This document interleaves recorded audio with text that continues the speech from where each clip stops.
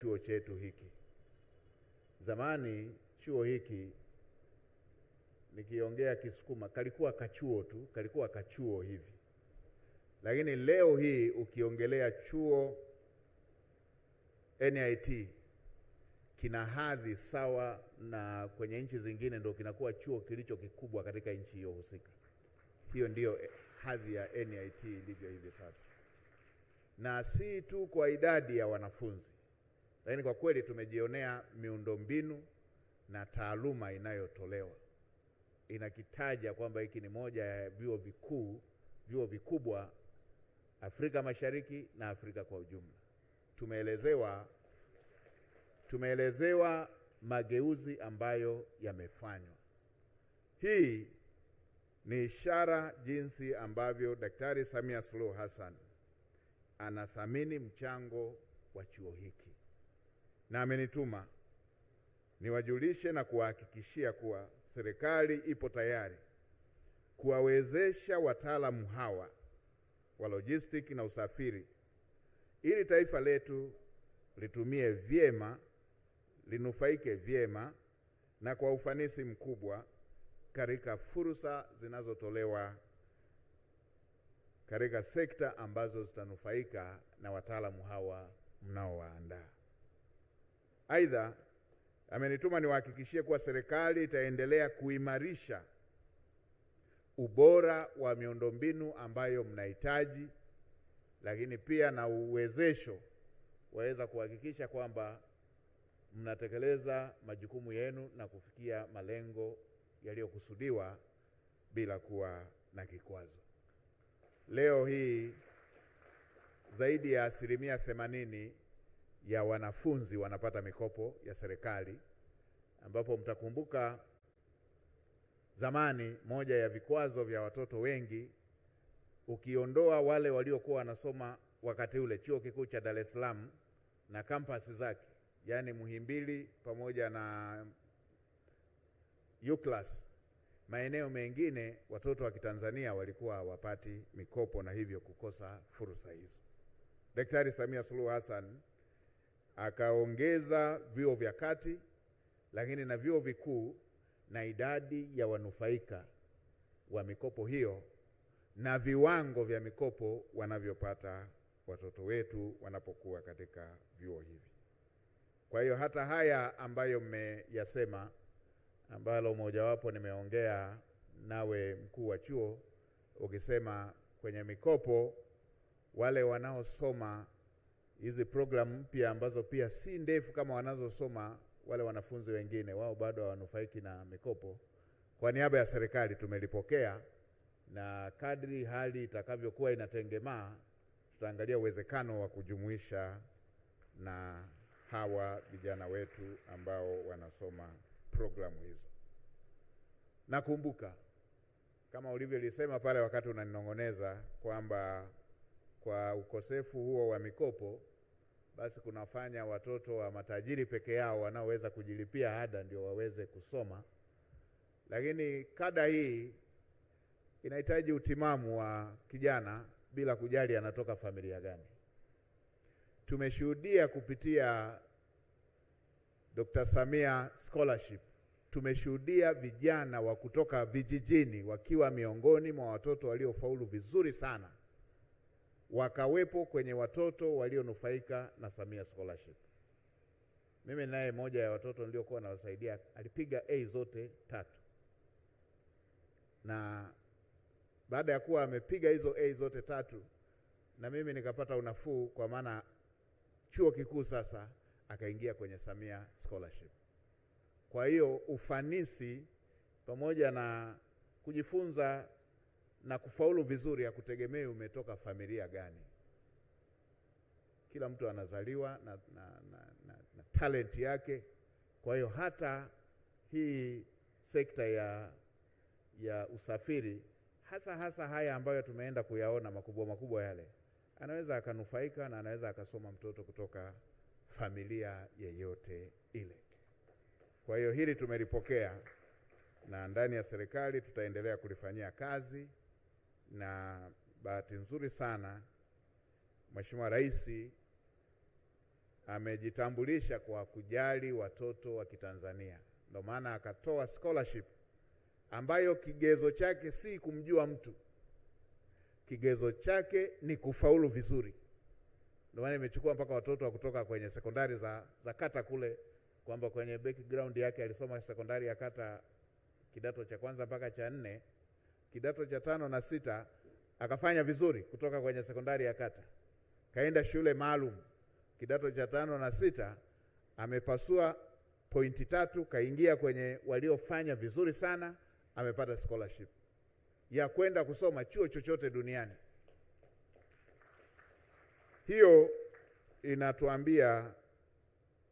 inatuambia kwamba haya mambo ambayo tumeonyeshwa na uwekezaji huu si wa kundi maalum, bali ni watoto wote wa Kitanzania.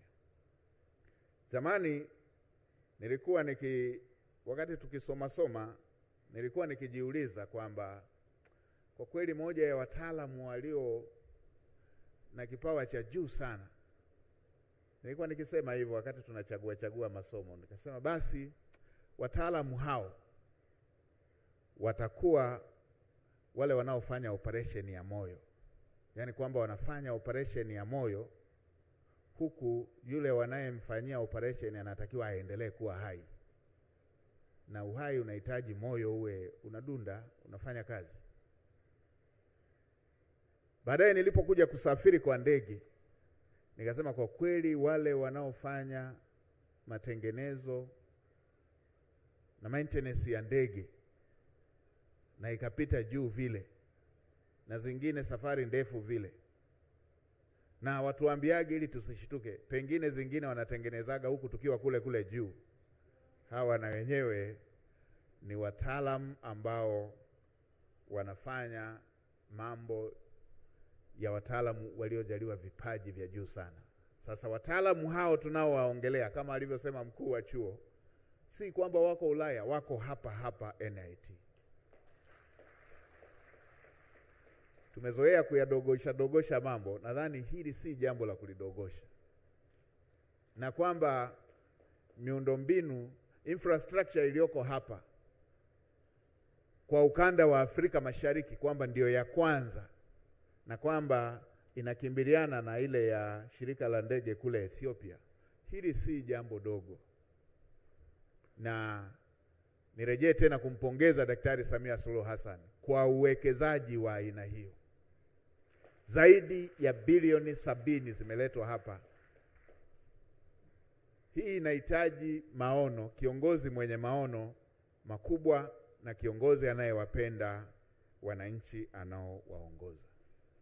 Na haya si maneno ya kwenye hotuba, nimepita nimejionea pande wa uwekezaji kwenye miundombinu ya mabweni, lakini pia nimejionea upande wa miundombinu ya kujifunzia. Hongera Daktari Samia Suluhu Hassan, lakini pia hongereni na ninyi ndugu zetu wenyeji wetu wa chuo kwa kuendelea kuchukua hatua za kuwa na mitambo ya kisasa namna hiyo ya ufundishaji. Kuna eneo tulipita pale, kumbe tulikuwa tunaelezewa tu, ikawekwa ile mitikisiko kidogo ile. Nikaona Wasukuma wenzangu pale wakiogopa, sababu mtikisiko ule ulikuwa kama wa kwenye mawingu makali yale, ambayo Mwalimu Nyerere aliwahi kusemea, ukipita kwenye mtikisiko wa mawingu makali yale lazima uongee kilugha. Sina shaka nyote mtakubaliana nami kwamba huduma za sekta ya uchukuzi ni mhimili wa muhimu wa kuwezesha shughuli za kiuchumi na kijamii katika taifa lolote. Hapa nchini, sekta ya uchukuzi imeendelea kuwa kichocheo muhimu katika maendeleo ya kiuchumi na kijamii kwa kuchangia ukuaji wa biashara ya ndani na nje, hivyo kuacha umuhimu usifanywe na sekta zingine peke yake.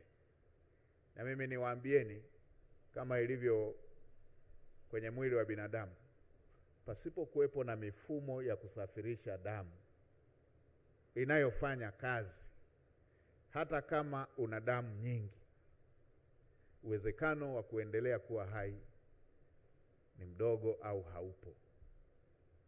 Kwa hiyo hivyo ndivyo ambavyo sekta hii ina mchango mkubwa wa kuchachua uchumi na uwekezaji ndani ya nchi yetu na nje ya nchi kwa kiwango hicho. Zamani katika maeneo mengi kulikuwa na uhaba mkubwa. Si kwamba wazee wetu wa enzi hizo walikuwa wazembe sana wa kuzalisha, la hasha. Lakini miundombinu ya usafiri na usafirishaji ilikuwa duni. Kwa hiyo sehemu yenye ziada ilikuwa haiwasiliani na sehemu yenye upungufu. Uwepo wa miundombinu ya uhakika ya usafiri na usafirishaji umefungua na kukuza sekta muhimu za uzalishaji, ikiwemo kilimo, mifugo, viwanda, madini pamoja na nyingine zinazosafirisha bidhaa nyingi. Miundombinu ya uhakika imeendelea kurahisisha muunganiko wa masoko na kuimarisha biashara, ikiwemo pia kuongeza fursa za ajira na kuboresha upatikanaji wa huduma za jamii. Hatua hizo zimeongeza ushindani wa bidhaa na huduma ndani ya nchi na nje ya nchi. Lakini uwepo wa miundombinu peke yake haitoshelezi. Lazima, kama ambavyo ndugu yetu alisema pale mwendesha ratiba kuhusu software na hardware na hard copy, niseme kuwa pia kuwa tu na miundombinu peke yake kusingeweza kutosheleza kuleta manufaa hayo ambayo yamekusudiwa. Hapo ndipo unapokuja umuhimu wa chuo hiki, ambapo sasa chenyewe kinatengeneza wataalamu wa kuweza kwenda sambamba na miundombinu na vitendea kazi ambavyo ni vifaa vya usafiri pamoja na nyenzo zingine. Sekta ya uchukuzi imeendelea kuongeza ushawishi wa taifa letu kwa nchi jirani za ukanda wa Afrika Mashariki, Kati na Kusini, kwa kuzingatia jiografia ya Tanzania ambayo kwa kiasi kikubwa ndio lango kuu la upitishaji wa mizigo ya nchi ambazo hazina muunganiko wa moja kwa moja na bahari. Kupitia shoroba za kati ambako ndiko kunakoanzia bandari ya Dar es Salaam, shoroba za kaskazini ambako ndiko iliko bandari ya Tanga, na upande wa shoroba ya kusini ambako kuna bandari ya Mtwara, nchi yetu imeweza kuwa na shoroba muhimu kwa majirani zetu. Kwa kutambua hilo, serikali itaendelea kuboresha uwekezaji katika miundombinu ya usafiri zikiwemo na bandari zetu ili kuweza kuhakikisha kwamba sekta hii ya usafiri inaendelea kuwa na umuhimu wa kipekee na kipaumbele cha kipekee katika kuwezesha uchumi wa nchi yetu kukua kwa kasi ili tuweze kufikia malengo yale ambayo yamekusudiwa katika Dira 2050. Baadhi ya hatua ambazo zimechukuliwa, kama ambavyo Mheshimiwa Waziri wa Sekta ametoka kusema, ni ujenzi wa reli ya kisasa kwa vipande vyote, na vipande viwili vya mwanzo vikiwa tayari vimeshaanza kufanya kazi. Tunavyoongea, kama mnavyojua, Dar es Salaam Dodoma reli inafanya kazi, lakini Dodoma mbele kidogo kule Makutupola karibu na Singida kule kwenda Tabora mkandarasi yuko site. Tabora kwenda Isaka mkandarasi yuko site.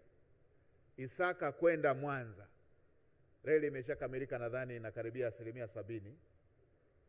Kutokea Isaka kwenda Mwanza takriban inakaribia 70, wenda mpaka Krismasi hivi kule Disemba kule Isaka Tabora Isaka Mwanza huenda ikawa imekamilika, na hivyo kubakiza Isaka Tabora na Tabora Makutupola, ili kipande kimoja cha kwenda mpaka Mwanza kutokea Dar es Salaam kiwe kimekamilika. Lakini hivyo Tabora kwenda Kigoma mkandarasi yuko site, na Kigoma kuelekea Burundi mkandarasi yuko site. Lakini unafanyika pia ukarabati wa kuifufua reli ya Tazara ambayo na yenyewe ina mchango mkubwa. Mkandarasi alishapatikana, na sasa hatua zinazoendelea ni zile za kuelekea kwenye utekelezaji wa mradi.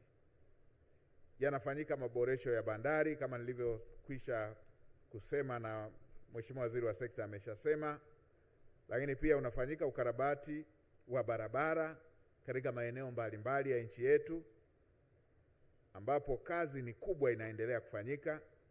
Lakini pia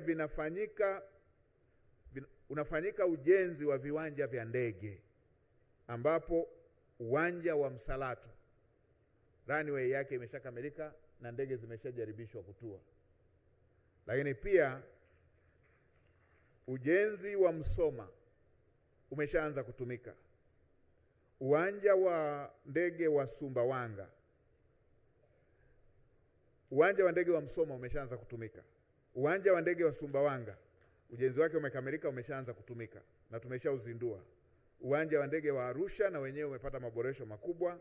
Uwanja wa Tabora, Bukoba, Mtwara, Kilimanjaro, maboresho makubwa yamefanyika, na sasa tunaenda kuboresha uwanja wa ndege wa Mwanza ambapo kwa taarifa nilizopewa tangazo la kumpata mkandarasi limeshatolewa. Hizi ni sifa za nchi inayoendelea, inayosonga mbele. Ukitajiwa mradi mmoja na bei yake, mradi mmoja, utaweza kuona ukubwa wa nchi yetu na dhamira ya viongozi wetu katika kuisukuma nchi yetu kwenda mbele. Lakini hapa kwenye taarifa hatutekelezi mradi mmoja tu. Mnaweza mkaona miradi yote hii ambayo tumeitaja ikiwa kwenye utekelezaji na ikiwa miradi yenye gharama kubwa. Mfano, reli ya kisasa inaendeshwa kwa umeme. Umeme unaotumika tu kuendesha treni. Kwa nchi zingine megawati hizo zote ndio megawati ambazo zinatumika kwa nchi nzima. Hapa Tanzania ni megawati zinazoendesha tu treni.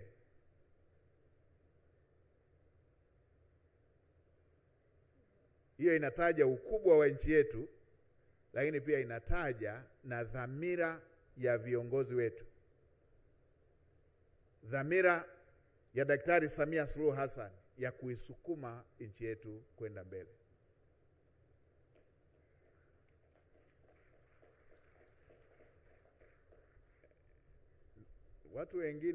Watu wengine huwa wanapenda kufifisha mafanikio haya.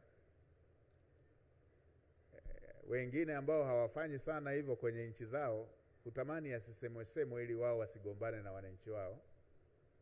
Lakini kwa kila Mtanzania anatakiwa aone pride, aone sifa kuwa Mtanzania, aone sifa pia kwamba nchi inaweza kutekeleza miradi ya aina hii.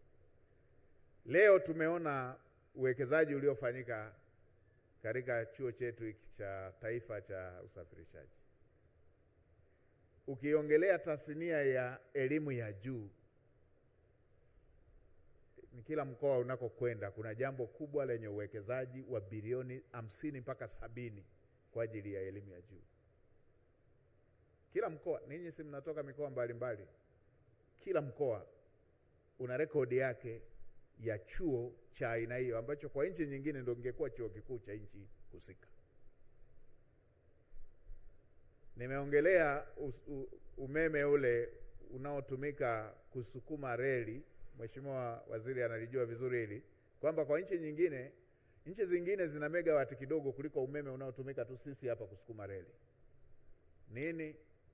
ndani ya miaka 5 umetekelezwa mradi wa ujenzi wa bwawa la kufua umeme la Mwalimu Nyerere ambao umetumia zaidi ya trilioni 6.5 fedha za walipa kodi wa Tanzania, fedha za ndani, ambao unazalisha zaidi ya megawatts 2000 plus 2115, na ukiunganisha na zilizokuwepo, nchi sasa ina ziada ya umeme zaidi ya megawatts 2000, kitengeneza umeme, kifua umeme zaidi ya megawatts 4000.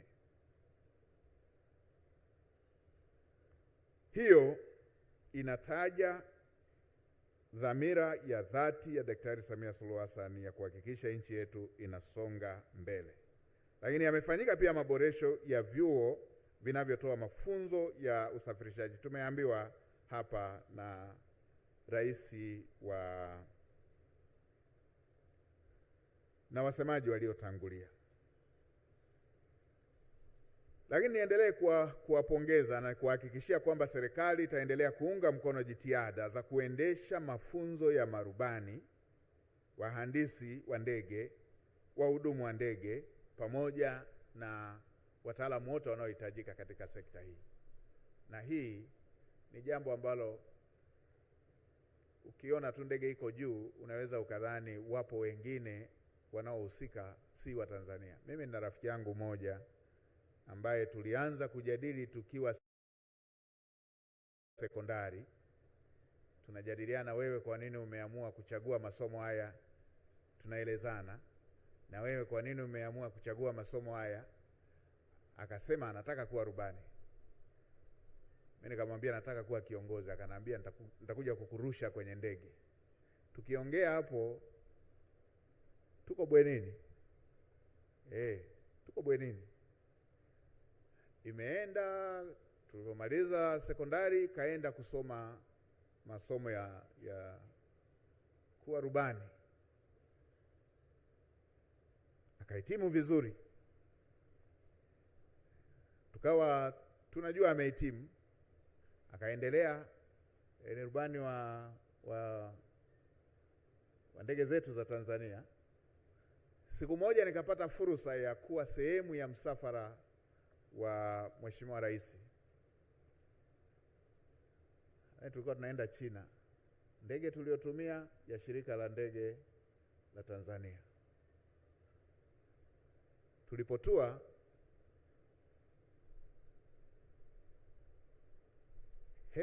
naangalia wale marubani waliokaa pale. Namuona jamaa tuliyekuwa tunakunywa wote uji usio na sukari. Ameinua Airbus. Siku nyingine tukawa tumetokea, nilipata heshima ya kuwa kwenye msafara wa marais wa staafu. Nadhani ilikuwa uapisho wa rais wa Namibia. Tumetoka kule, mmoja akanishtua, unajua kwamba jamaa yako ndo anayelirusha na tunakatiza kwenye mawingu. Tulivyosogea hapa nikawa naogopa. Tulivyosogea hapa karibu na hapa nikaenda kuchungulia hivi, anakatiza kwenye mawingu. Kwa wala tusije tukadhani haya mambo makubwa haya yanawahusu watu wa majuu huko. Ni watoto wa Kitanzania wa kutoka familia yeyote wanaweza kuyafanya, na hongereni sana chuo kwa kuendelea kuandaa wataalamu hawa. Niendelee kurejea kutoa pongezi nyingi kwa Wizara ya Uchukuzi kwa kusimamia ujenzi wa mazingira bora kwa wataalamu wetu, mazingira hayo yakiwa ni pamoja na kutambua mchango wao katika wa taaluma katika utoaji wa huduma za usafiri na usafirishaji kwenye mnyororo wa thamani, masoko, pamoja na watumiaji wa mwisho wa bidhaa hizo. Kwa mfano, mazao kutoka vijijini kwenda kwenye masoko yanahitaji mnyororo huo ulioboreshwa. Nikiwa naelekea kwenye kuhitimisha, nigusie hoja ambazo zilitolewa katika risala na rais wa TALTA. Risala imesheheni taarifa muhimu kuhusu chama na imebainisha baadhi ya changamoto. Mojawapo, kama nilivyoinukuu vizuri, kama nilivyoiandika vizuri, ni kuhusu sekta ya uchukuzi kutokuwa na bodi mahususi ya usajili wa wataalamu wake ambayo itakuwa imeundwa kwa mujibu wa sheria. Nilikupata vizuri, nimeinukuu vizuri kwenye notes zangu hapa. Tumelipokea. Ni jambo ambalo lina mantiki, ni jambo ambalo lina msingi, ni hoja ya msingi, kwa kuwa inalenga kuweka udhibiti wa ubora wa wataalamu. Na kwa kweli nikiri kwamba nimefarijika sana kwa kuwa imekuja katika wakati mwafaka ambapo serikali imeshaanza kufanyia kazi na inajielekeza sana katika kuhakikisha tunawekeza kwenye ubora. Ukirudi nyuma miaka 25 ya dira iliyopita, katika kila eneo tulikuwa tunawekeza kwenye upatikanaji. Shule tulikuwa tunawekeza kwenye upatikanaji, yaani kila watoto angalau waende shule. Ndio hapo tukaanzisha shule nyingi sana hizo. Afya tulikuwa tunawekeza kwenye upatikanaji, angalau kuwe na zahanati karibu pale, vituo vya afya, watu wapate huduma katika sekta hizo na maeneo mengine yote. Lakini tunakokwenda, ukifuatilia utafiti uliofanywa na Wizara ya Mipango na Uwekezaji chini ya Profesa Kayangu Kitila Mkumbo, survey ile ilionyesha kwa wananchi wanaridhika na upatikanaji wa huduma, lakini wanaiomba serikali miaka 25 hii inayokuja ya dira hii ambayo imeanza kutekelezwa, serikali ijikite kwenye ubora, elimu bora, afya bora, kwa sababu upatikanaji katika maeneo mengi kwa kweli upatikanaji umeshakuwa wa uhakika, lakini ubora ndiko ambako survey zile zilionyesha serikali ijikite. Na ninyi hapa mnaongelea kuleta bodi ili kwa kweli iweze kusimamia, ili tujihakikishie na masuala ya ubora huko tunakoelekea. Serikali imelipokea hili na inalichukua kwa uzito, na niwaelekeze Wizara ya Uchukuzi kushirikiana na wadau wengine, harakisheni kukamilisha waraka wa Baraza la Mawaziri ambapo ni sehemu ya utaratibu wa kuweza kwenda kwenye uundaji wa bodi. Niliambiwa kwamba tayari hatua za awali zilishafanyika na ilishapiga hatua.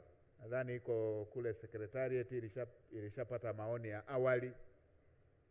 Kwa ikishakamilika, mkishakamilisha kutekeleza maoni yale ambayo yametolewa na Secretariat ya Baraza la Mawaziri, basi harakisheni waraka ule uende kwenye baraza ili upate ridhaa ya Baraza la Mawaziri ili tuweze sasa kwenda kwenye utekelezaji wake.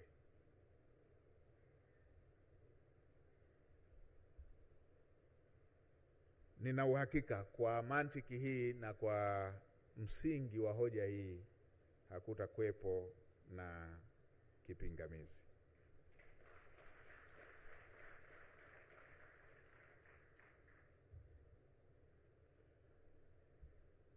Tumepata hoja pia kuhusu kutokuwepo kwa idara au vitengo vya kusimamia maafisa usafiri. Kila wizara, taasisi, mashirika, halmashauri wamekuwa tu wakitumia afisa aliyepo kama kujaza nafasi tu hivi, lakini pia bila kuwa na vitengo mahususi. Niwaombe pia hii hoja tuipokee ili tuweze kuona namna bora ya kulishughulikia.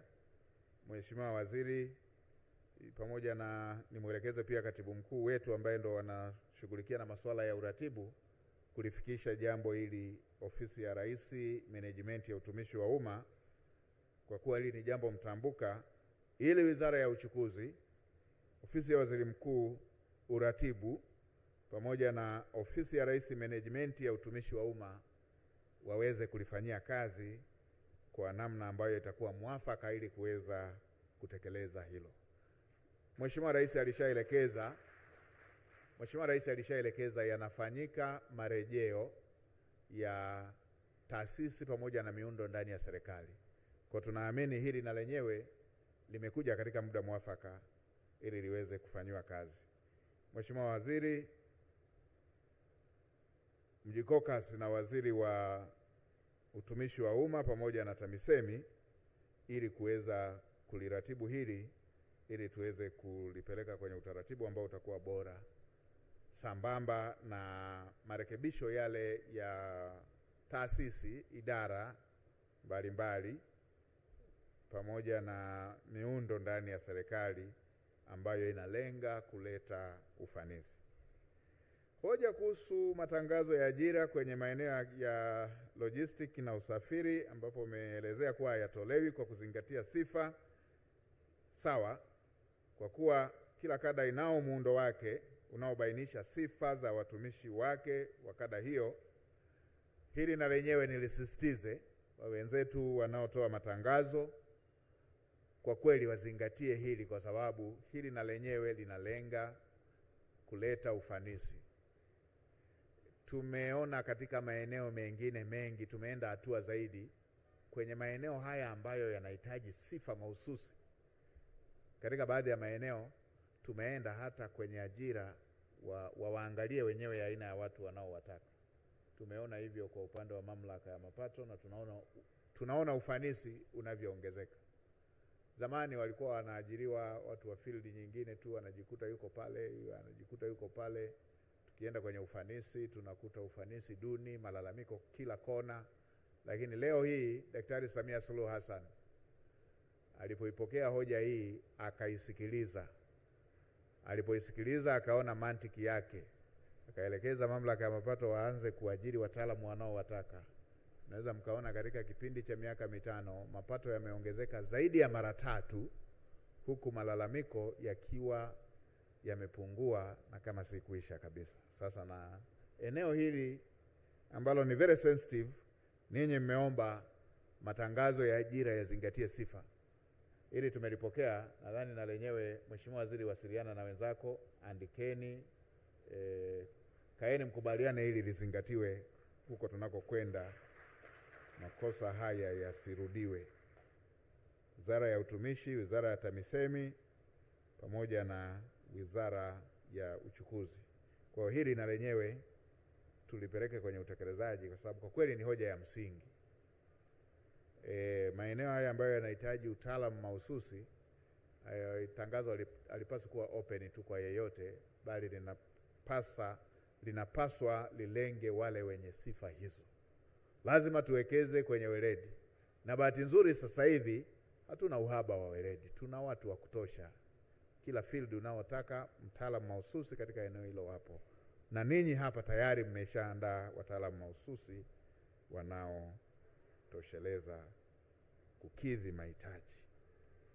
Nimepokea hoja kuhusu TEMESA, na bahati nzuri wizara inayosimamia TEMESA zamani ilikuwa wizara moja na Uchukuzi.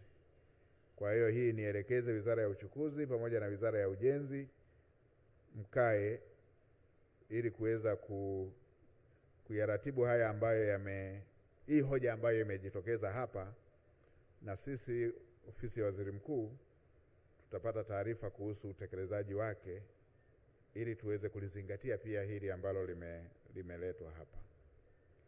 Hoja kuhusu serikali kupatia rasilimali fedha za kutosha Chuo cha Taifa cha Usafirishaji na Chuo cha Bahari Dar es Salaam ili viweze kutekeleza majukumu yake ipasavyo.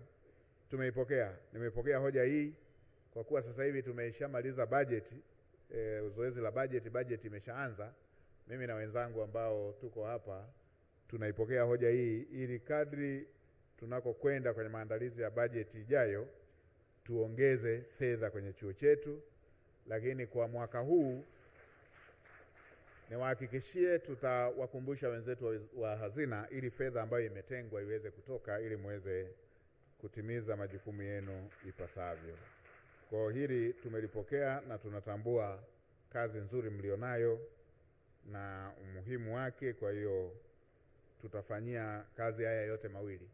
Tunakokwenda mbele tuendelee kuongeza bajeti, lakini kwa mwaka wa fedha tuhakikishe fedha iliyotengwa kwa ajili ya majukumu haya iweze kutoka ili muweze kutimiza majukumu mliokuwa mmeyapanga. Hoja kuhusu viongozi wa wizara na taasisi kuwaruhusu na kuwawezesha watumishi wake ambao ni wataalamu wa masuala ya logistics na usafiri kujiunga na TALTA. Suala la watumishi kujiunga na vyama vya kitaaluma kwa kweli halina pingamizi, isipokuwa tu pale ambapo pana uwezekano wa mgongano wa maslahi, ndio serikali ambapo huwa inakuwa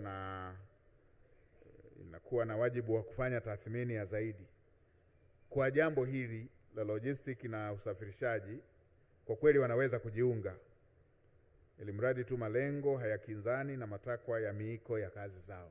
Kwa hiyo niwaelekeze makatibu wakuu wafanyie tathmini hili jambo na wabainishe kama kuna maeneo yoyote ambayo kama hakuna maeneo yoyote ambayo yanaweza yakaleta ukinzani wa kitaaluma, basi watumishi hao waruhusiwe, kwa sababu tuna vyama hivi vingi tu vya aina hii na havijawahi kuwa na shida yoyote. Vyama vya kitaaluma, vyama vya kitaalamu ni vya muhimu, kwani vina mchango mkubwa katika kuimarisha utendaji kazi wa wataalamu wetu husika na kuwawezesha kutekeleza majukumu yao. Hiyo unawaweka wataalamu wa eneo la aina moja pamoja, wanaendelea kuwaza namna ya kuongeza ubora katika taaluma zao. Ninapomalizia, nirejee tena kuwaomba uongozi wa TALTA na wanachama wote kuweka mpango mkakati wa kuhakikisha chama kinakuwa endelevu, kizingatie weledi, isiwe chama pressure group, kisije kikatoka katika malengo yaliyokusudiwa. TALTA kwa kushirikiana na Wizara ya Uchukuzi pamoja na taasisi zingine za serikali mshirikiane kufanyia kazi haya ambayo yametolewa leo. Ili pengine mmeshapata na mwaliko wa mwaka kesho, haya ambayo tumeyaongelea leo tunapokutana tena, kwa kweli tuwe na cha kuripoti kwamba hili limekamilika, ili tusiwe na taarifa inayofanana tutakapokutana kwa mara nyingine. Kwa hiyo haya yafuatilieni, yafanyieni kazi wizara zote nilizozitaja, na tupate mrejesho wa utekelezaji wake. Tunapokuja, Mungu akitupa uzima na ruzuku ya kuiona siku nyingine ya aina hii, ya kongamano la aina hii, tutoe taarifa kwamba hili limeshakamilika. Na niwakumbushe wataalamu, sio taarifa kwamba utekelezaji wake ulifanyika kwa barua yenye kumbukumbu namba hii. Barua yenye kumbukumbu namba sio utekelezaji. Utekelezaji kwamba hili limekamilika sasa,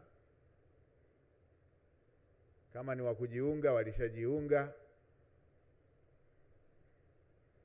kama ni bodi sasa imeshakuwa, kama ni matangazo ya wataalamu kuzingatia sifa, sasa matangazo yameshakuwa yanazingatia sifa. Sio utumishi tuliwajulisha kwa barua yenye kumbukumbu namba hii. Huo sio utekelezaji.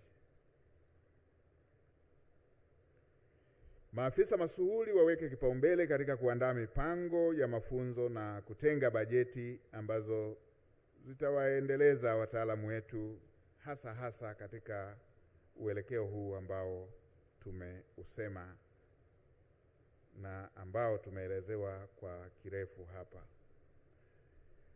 Na la mwisho, nitoe rai kwa Watanzania wote kutumia fursa za mafunzo haya ya wataalamu wa logistics na usafiri yanayotolewa na chuo chetu ikiwemo Chuo cha Taifa cha Usafirishaji ambacho kinatoa mafunzo ya urubani, wahudumu wa ndege pamoja na wahandisi wa ndege, mafunzo ambayo kwa miundombinu tuliyoiona hapo yatatoa wataalamu wenye ubora wa hali ya juu.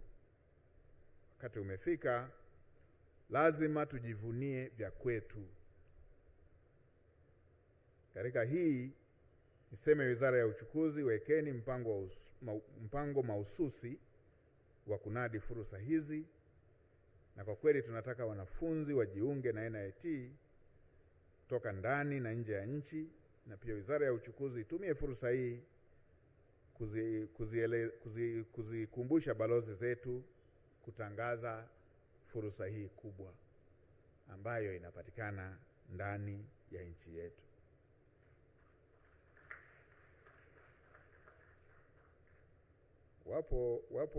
Zipo nchi zingine wakifanya jambo kidogo tu wanalikuza linakuwa kubwa sana.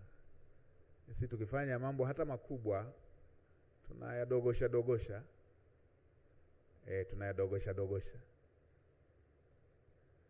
Lakini ingekuwa kila Mtanzania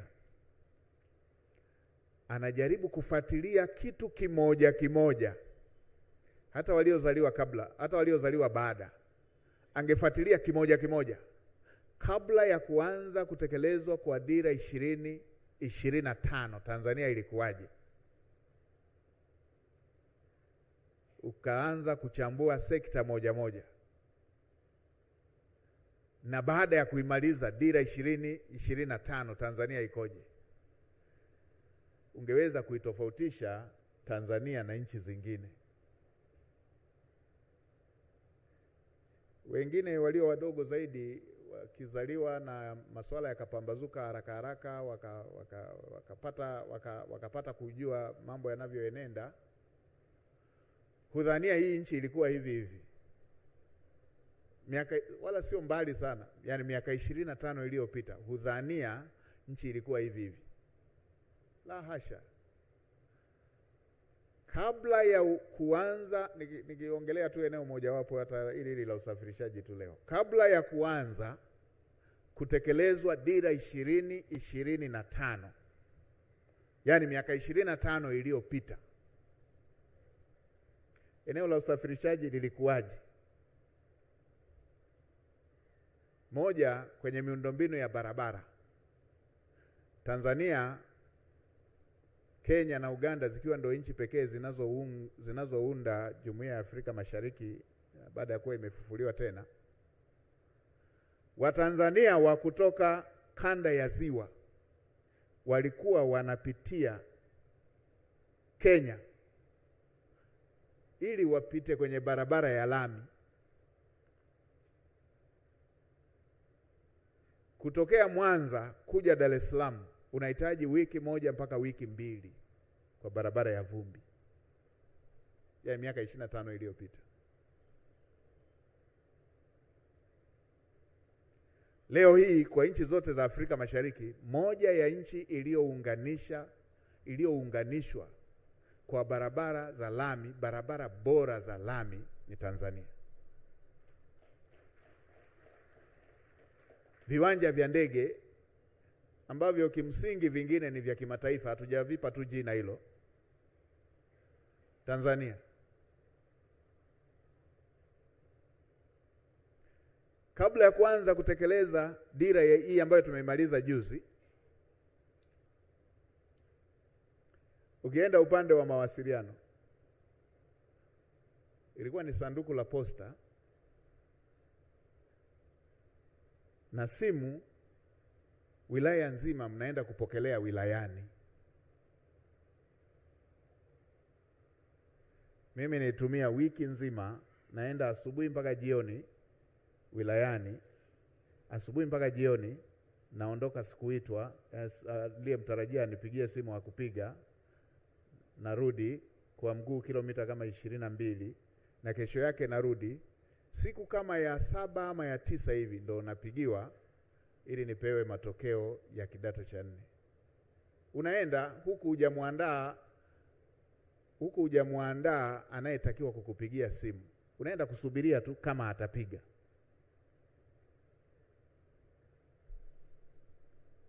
Leo simu ni hata ambaye wafugaji wenzangu, hata ambaye yuko porini anachunga mifugo,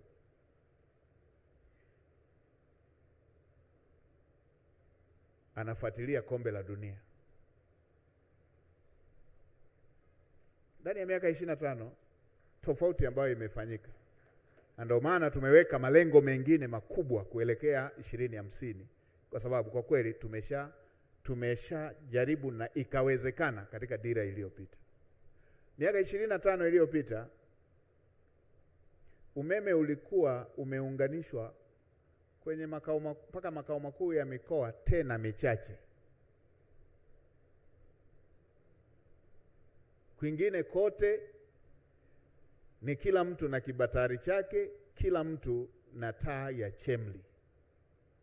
Jana wengine wengi hawajui taa ya chemli ni nini, na kimpa kuwekea utambi ya weki. Jui kuzungusha kile kitufe ili utambi upande ama ushuke.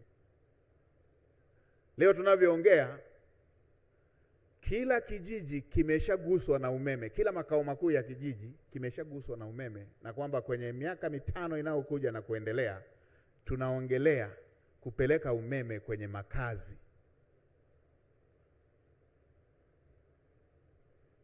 Kwa hiyo kwa haya ambayo tumeelezewa na mkuu wetu wa chuo, ni mambo ambayo yanaleta heshima kwa nchi yetu, ni mambo yanayoleta heshima kwa serikali, na kwa kweli tuendelee kumpongeza Mheshimiwa Rais kwa hatua hizi kubwa ambazo tumezifanya, kwa hatua hizi kubwa ambazo amezifanya, na kwa hatua hizi kubwa ambazo kama nchi tumezifanya kama nilivyotoka kusema. Ikiwa naelekea kumalizia, ni washukuru waandaaji wote, ni washukuru viongozi wetu wa dini. Nimekuona shehe, nimekuona padri. Asanteni sana kwa kujumuika nasi, asanteni sana kwa dua. Endeleeni kuiombea nchi yetu. Na mimi niwaambieni, tunapowaomba viongozi wetu wa dini waiombee nchi yetu, ni kwa ajili ya nchi yetu. Hii si kwa ajili ya Tanzania, si kwa ajili ya viongozi, na Tanzania si kwa ajili ya vyama vya siasa. Tanzania ni kwa ajili ya Watanzania. Na kwa wale wanaokumbuka historia, kila Tanzania ilipotaka kupaa, walitokea wale wa kuishikashika shati hivi ili isonge mbele. Fuatilieni, mimi nimekuwa mfuatiliaji wa haya mambo ya hizi nchi za Kiafrika tangu niko shule ya msingi, niko sekondari. Ifuatilieni Tanzania ilikuwaje kabla ya vita vya Tanzania na Uganda, na Mwalimu Nyerere alikuwa na mpango gani kuhusu nchi hii. Ndio muda alipotangaza mpango wa viwanda kwa nchi nzima, ndipo akatokea haya mengine yakashusha uchumi wa nchi yetu kwa kiwango hicho. Leo hii Tanzania ina vitu ambavyo ni vya mfano kwa Afrika nzima. Mheshimiwa Naibu Waziri ametuambia hapa, reli hii ni ya kwanza kwa urefu Afrika nzima, na reli hii ni ya 5 kwa urefu duniani kote. Yaani inapambana urefu na ubora, standard yake, viwango vinapambanishwa na nchi zilizoendelea za dunia ya kwanza. Wengine wajiuliza wamewezaje hawa?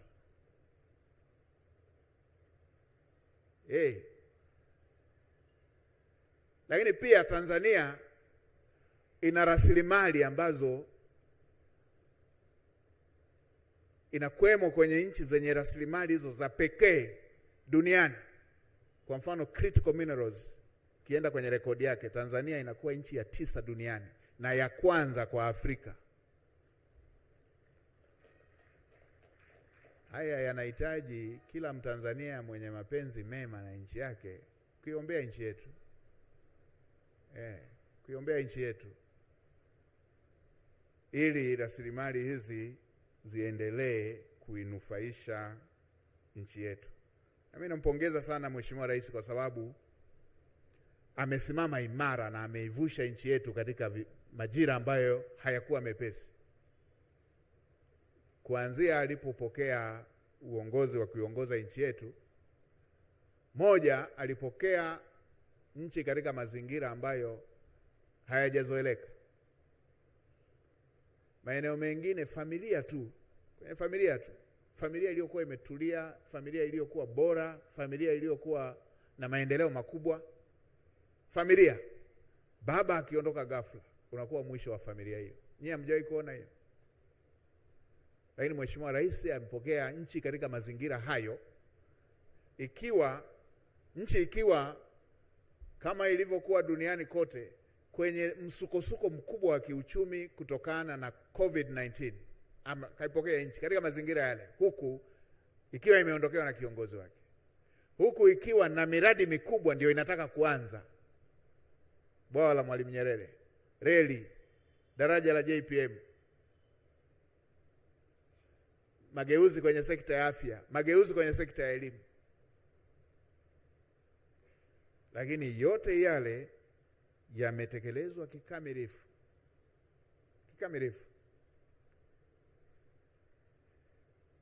Yakaja yale ya kukosekana dola, yakaja yale ya mzozo wa Ulaya ya Mashariki na mengine ya aina hiyo. Yote yale hayakuifanya Tanzania iyumbe.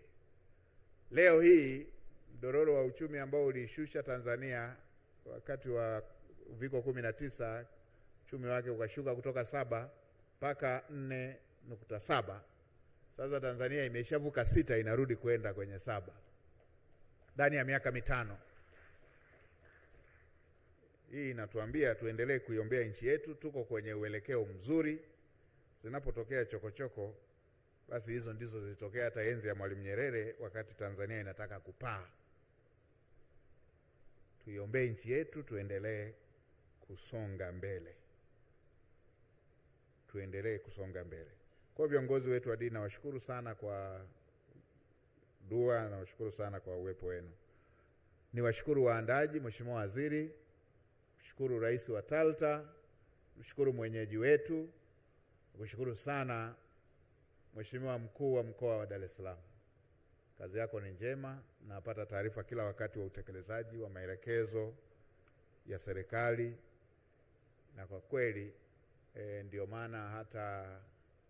maana hata taasisi zilizoko chini ya mkoa wako na zenyewe zinapiga hatua. Hongera sana kwa kazi kubwa ambayo unaifanya wewe pamoja na timu yako, akiwemo kaka yangu Mheshimiwa Mkuu wa Wilaya ya Ubungo, kaka yangu Albert Mwingine.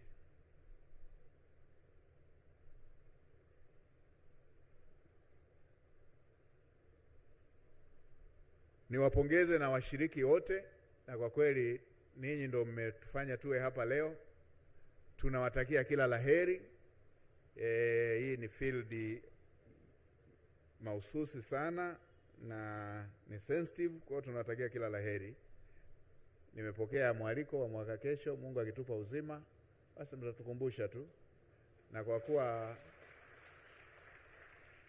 kwa kuwa ninao na watoto hapa, basi na mimi nitapenda kuja. Kwa hiyo Mungu akitupa uzima, basi tutaendelea kuwasiliana.